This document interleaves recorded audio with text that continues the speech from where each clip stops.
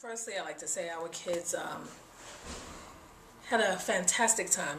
This was such a wonderful opportunity for so many of our students who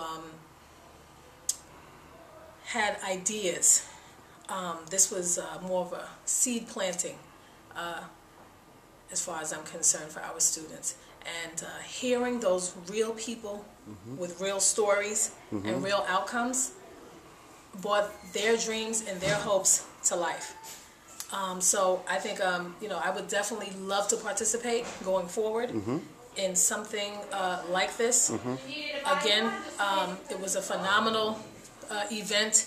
It was well organized. It was well put together. Hearing the different stories from the three young men who were on the stage, you can't get better than that. There were three different levels of success.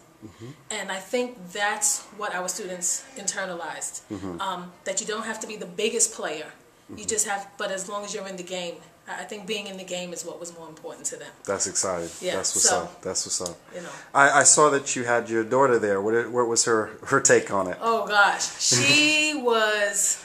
First of all, she was running late. She was coming way from another part of Brooklyn.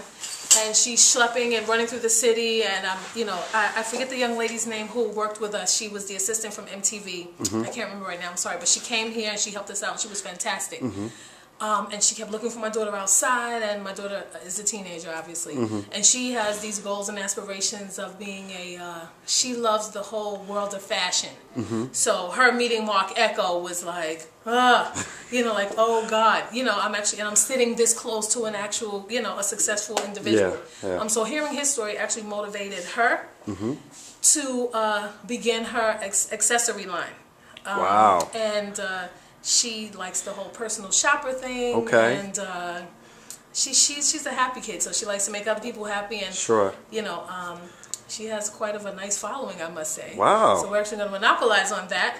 And, excellent. But that event actually motivated her to now begin what she always has. So based upon all of that feedback from the kids, do you think entrepreneurship education is something that should be taught in schools, or do you think it works best as an enrichment program to kind of introduce students to?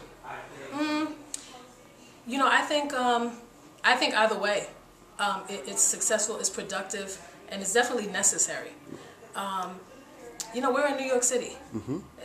Some of our students, this was their first time actually being in the city. Wow. So that again was just yet another step, just having that opportunity, being afforded that opportunity to come out of Brooklyn, like the young brother said who was on the stage. He needed to get out of his borough, come out of your safe space, and venture out into something else, and give yourself a shot. And I think that's what it is. That's, I think, what's one of the wonderful things about a school like this, like a transfer school, where it's small and you can kind of be informal with the family setting. You can kind of tap into students because you're very aware of what's going on with them. And they talk to you about their hopes and what they saw and what they liked and what they thought they can do better as, and what they thought, I could have rocked that if that was me. If that was me, I would have did this and I would have added that. So this was just like putting the icing on the cake, and it kind of sealed up the deal for them. So I think, to answer your question, I think that would be beneficial either way. Great.